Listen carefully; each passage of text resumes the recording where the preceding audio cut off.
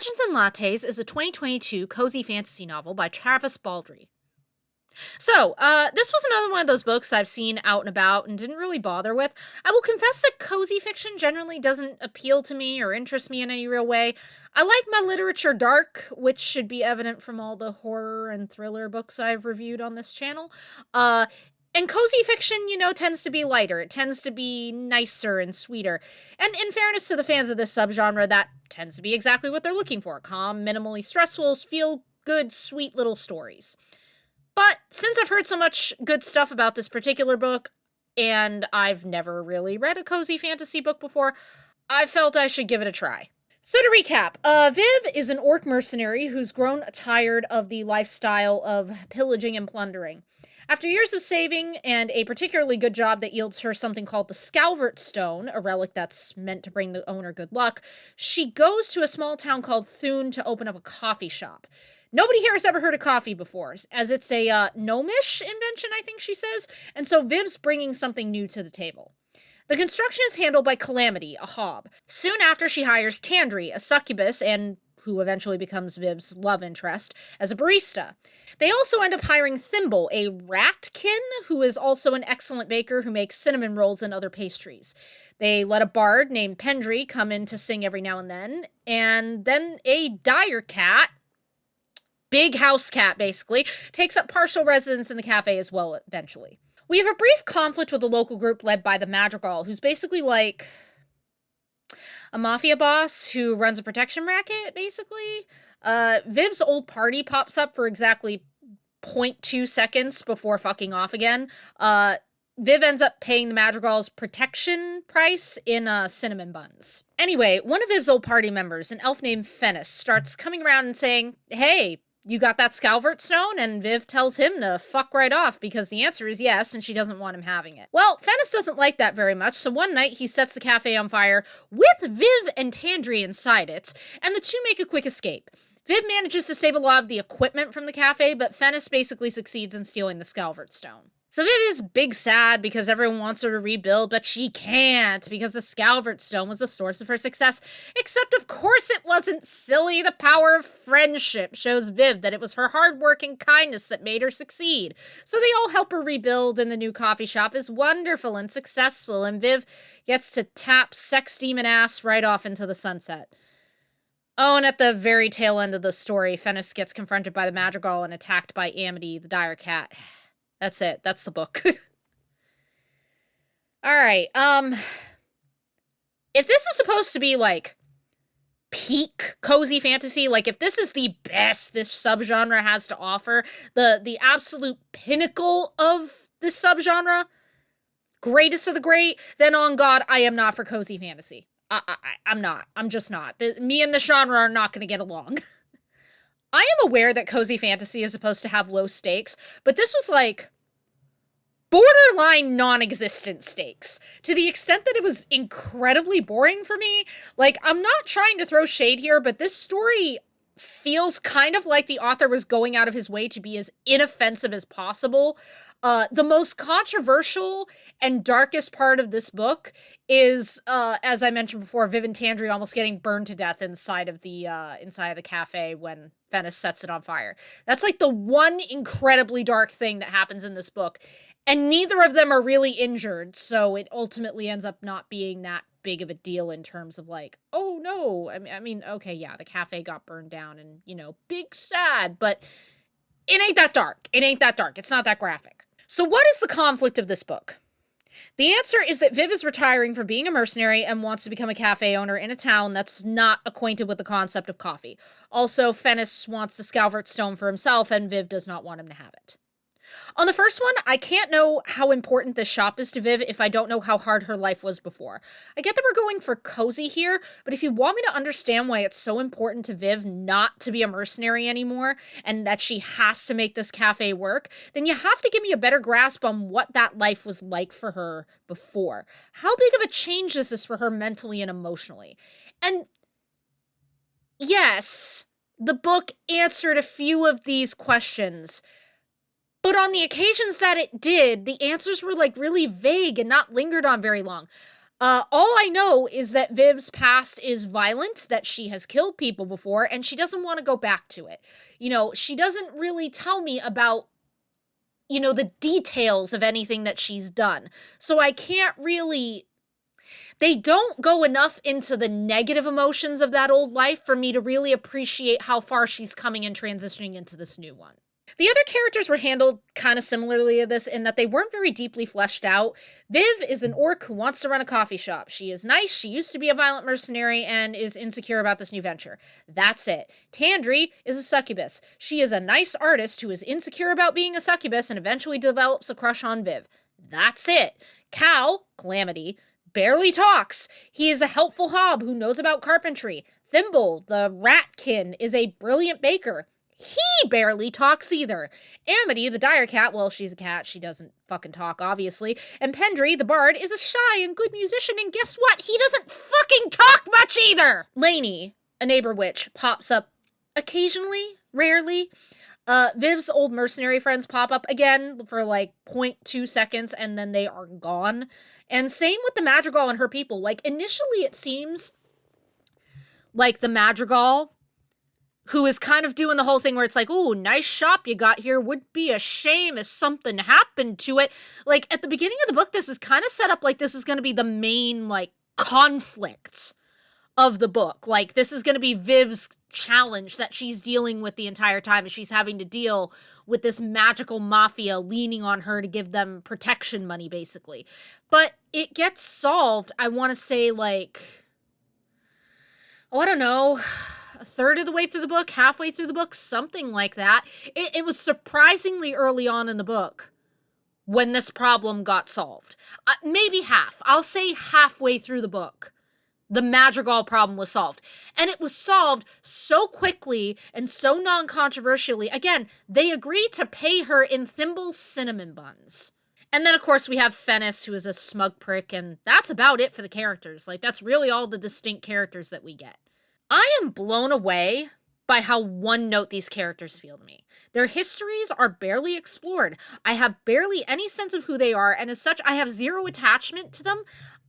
They are there to be slightly quirky, basically nice characters with a sprinkle of fantasy thrown onto them that ultimately, in my opinion, run pretty shallow.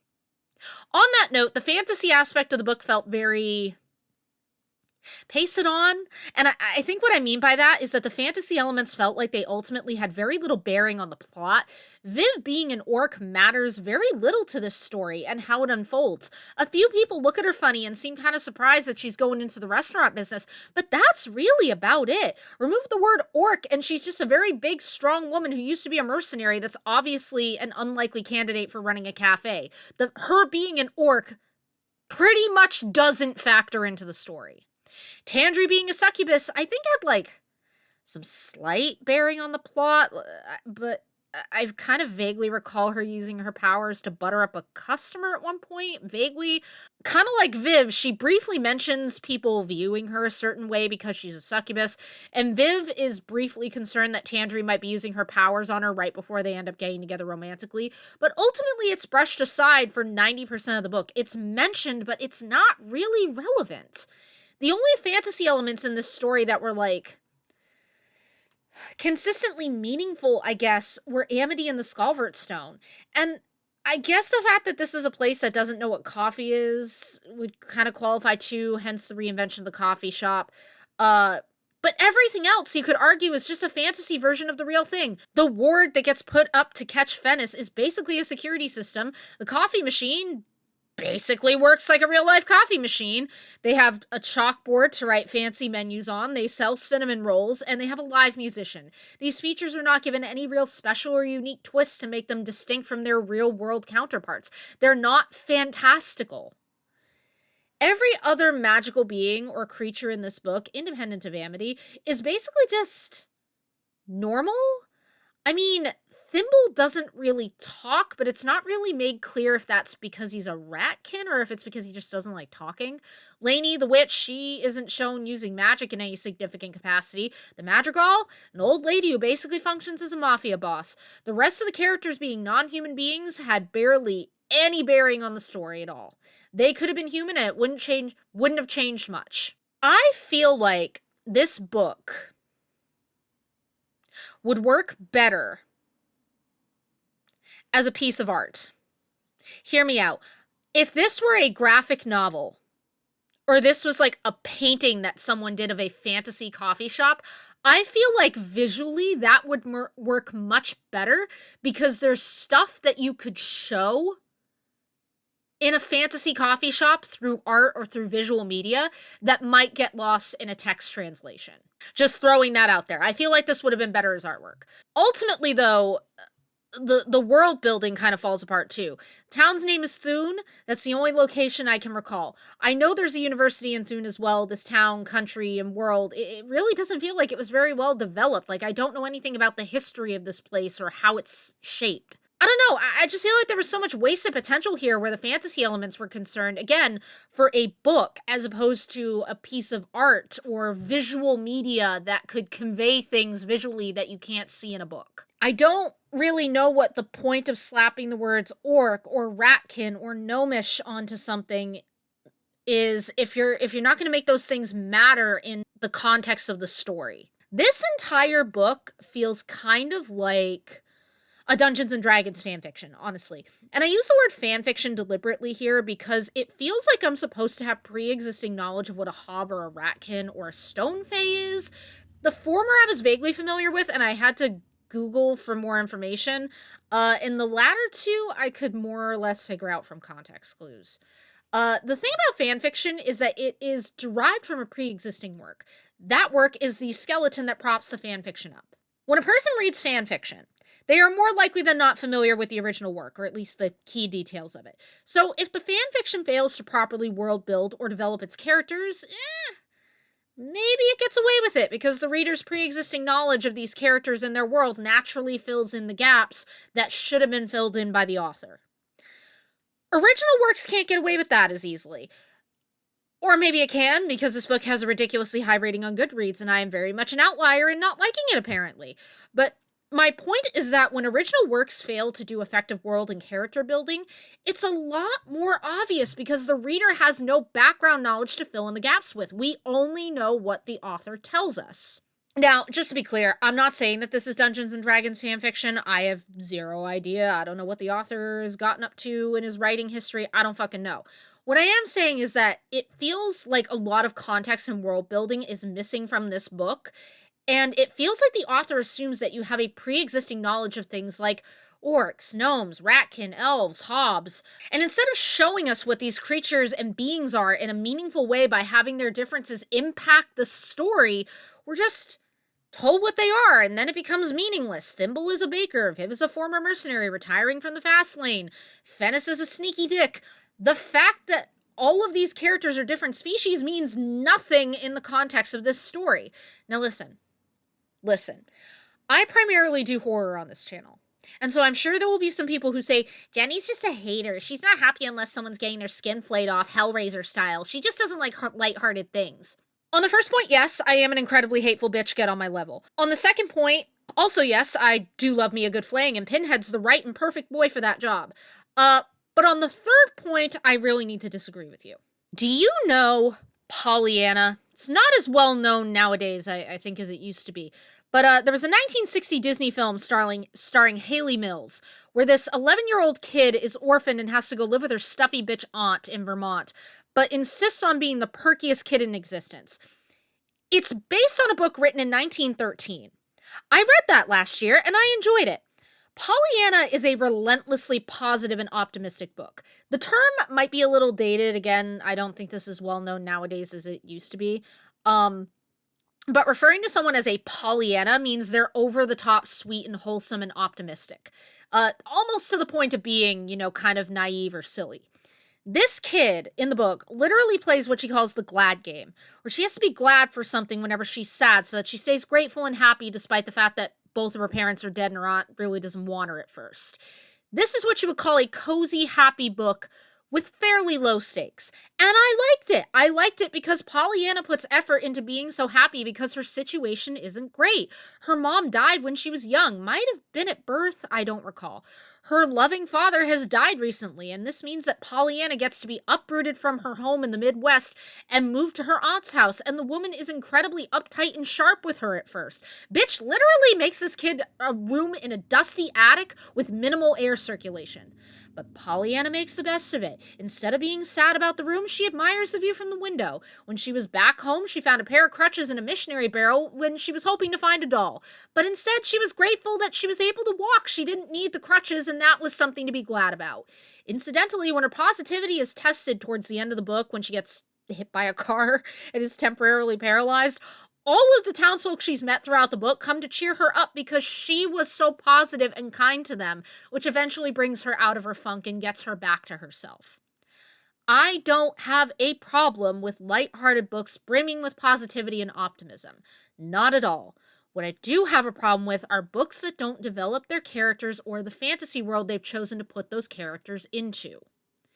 And I genuinely feel that Legends and Lattes, in my opinion, failed to create a memorable fantasy world with distinct characters.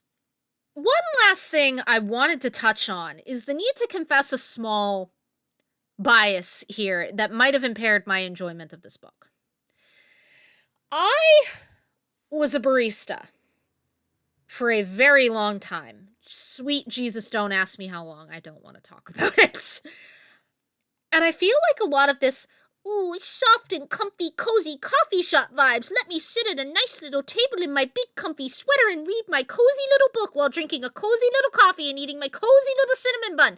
I feel like that stuff tends to come from people who like to patronize coffee shops, but have never actually had to work in one before. It is really, really hard for me to romanticize coffee shops, particularly in the context of working in one. One, because customers are often shit, and two, because while making coffee is not exactly rocket science, it's also not as easy of a job as you might think it is. You have a lot of recipes that you have to memorize. You have to be constantly aware of food safety issues. You have to really make sure that you're paying attention to the customer's order and getting it right, which can be hard if they've added a lot of customizations to it. Because if you don't, you could accidentally poison them. Oh, Jenny, I hear you say naively, but there are safety protocols for that, aren't there? Yes, there are. Now ask me how many of the college students we employed actually followed those safety protocols. Aside from that, you're also on your feet for hours. You have to clean constantly. Sweeping, mopping, wiping down equipment. And there were times when I left my old job unable to feel my lower back because it would go numb from the angle I had to be at to wash dishes. And then it would hurt like a mother. I'm talking like it felt like someone was holding a taser and to my lower back and sporadically just like zzz, zzz. It hurt so bad. Don't get me wrong. I'm sure there are cafe owners and baristas who love their job and enjoy the vibes of their workplace, and I'm glad for them. But I didn't. And so I'm a bit cynical when it comes to the whole, ooh, coffee shops are so comfy and cozy stuff that's, like, so popular among book talk and a lot of other places. Have Tandri come back from her break 15 minutes late with zero apology and a line out the door, and I'll change my tune as to whether or not I find this book entertaining in the coffee shop respect. So yeah, Legends and Lattes just did not do it for me. I think, in my personal opinion, and again, I am well aware that I am outvoted, vast majority of people who read this book enjoyed it. I feel it was overhyped. I feel like it's a pretty thin story built on thin world building and thin characters, so not a fan.